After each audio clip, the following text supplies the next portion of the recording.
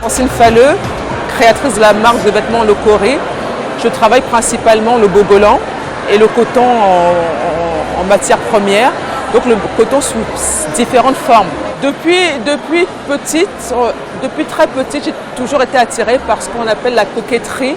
Chez moi, on dit nyanga, donc on m'a toujours appelée mamie nyanga. J'ai toujours eu cette image-là. Après voir l'élégance, c'est en tout, m'attire de toute façon.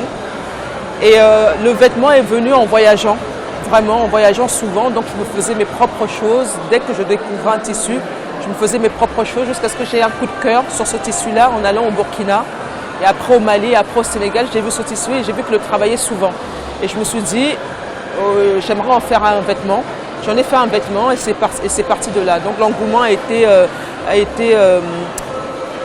auprès des noirs comme des blancs, comme de tout le monde, parce que c'est un tissu qui va un peu à tout le monde, c'est fait avec des matières naturelles, c'est des couleurs automnales, donc ça va à tout le monde et c'est ça qui m'a plu, quoi. Parce que je suis un peu j'aime pas quand c'est trop flashy, j'aime bien rester un peu en retrait et je trouve que c'est un bon compromis entre l'originalité et la sobriété en fait. Le kori, c'est le coquillage qui s'appelle kori, que je représente par des bijoux.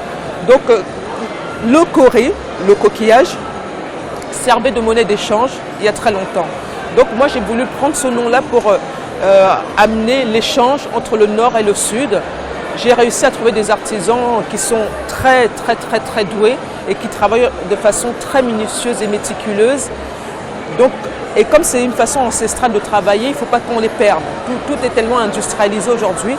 C'est très long à faire, mais on prend le temps de bien faire les choses. Donc j'ai pris le temps de rencontrer les meilleurs artisans, donc qui perpétuent cette tradition en travaillant avec la terre et les éléments de la nature. Et à Paris, où je suis basée, j'ai pris les meilleurs aussi qui travaillent dans les grandes boîtes pour offrir une finition parfaite et valoriser ce tissu qu'on considère comme noble en Afrique de l'Ouest. Les influences que j'ai sont principalement occidentales parce que c'est là où j'ai grandi, voilà où j'ai passé Je suis arrivée en France très tôt, vers l'âge de 6-7 ans. Aujourd'hui, j'en ai 43, donc mes influences sont principalement occidentales et je me tourne vers les plus grands noms pour leur exigence et pour leur dans la découpe. Des gens comme Chanel, après l'originalité des gens comme Jean-Paul Gaultier, évidemment.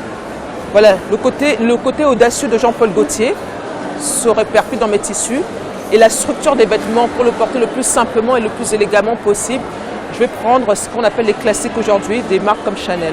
Voilà, tout simplement, je me base sur ça et c'est ce que je vais proposer. La mode est connotée universelle. Aujourd'hui, les créateurs occidentaux voient la richesse des tissus africains et le proposent. On a nos tissus africains, il faut qu'on le propose aussi. Donc tout s'uniformise, tout devient imprimé et je pense que la mode simple et saturée, c'est-à-dire le noir, la petite robe noire. Ok, on a les basiques à l'occidental, mais il faut vraiment que ça rentre dans le paysage occidental, cette mode. Donc dire que la mode ethnique, non, c'est la mode tout simplement, parce que ça va un peu partout et ça habille tout le monde. D'ailleurs, j'ai pris le parti de prendre des mannequins, mon mannequin principal sur ma plaquette est blonde vénitienne.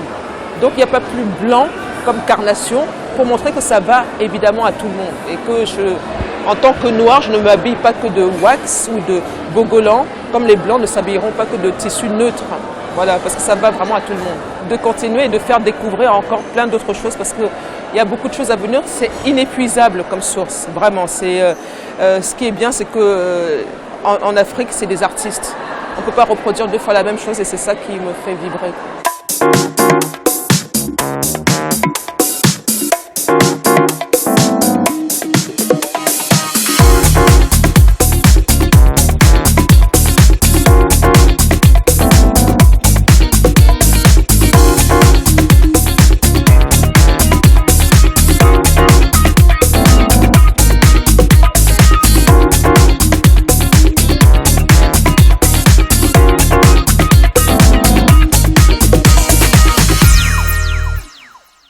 À Douala, Yaoundé, tout le monde, je suis là et je reviendrai. La mode, c'est sur Africa Bank.